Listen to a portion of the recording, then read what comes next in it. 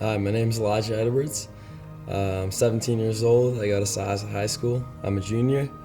I like to play football, I do track, and I go to Shelter Rock Church.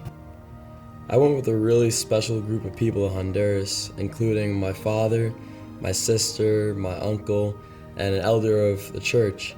The overall experience was incredible. It was life-changing, seeing the perspective of the people around us in Honduras and how little they had, but how content they were with what they had. In Honduras, there's a lot of poverty, and just seeing how they acted in the church when we were giving them things was such a joyful experience to us to see how we can help them through the love of Christ. In Honduras, we were able to help the center that we were at by building a fence so they could block the garden so no one stole any of the fruits and stuff that they were growing. We also were able to help the people medically, anyone who needed help, and they would come to the clinic that we were at. And while the people were at the clinic, we would play with the kids and they would bring a smile to their face, which was really cool for us. And the kids in Honduras were just amazing.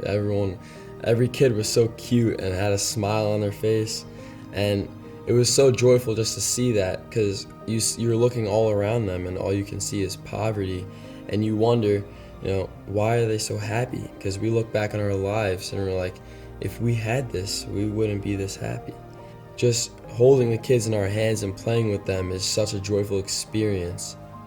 I met a kid named Blake Henderson III, and we just turned into best bros on that trip, and we hung out together the entire trip and just made the trip, and we were able to live this experience together with the kids in Honduras, with the people in Honduras. We were able to help everyone while we were in fellowship with each other.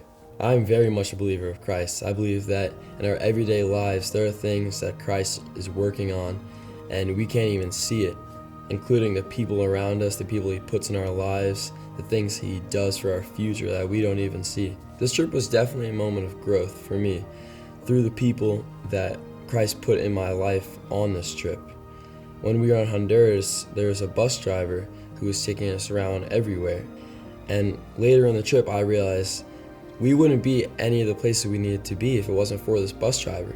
And I realized that Christ put him in our lives as such an important key role to get us where we needed to be to help these people.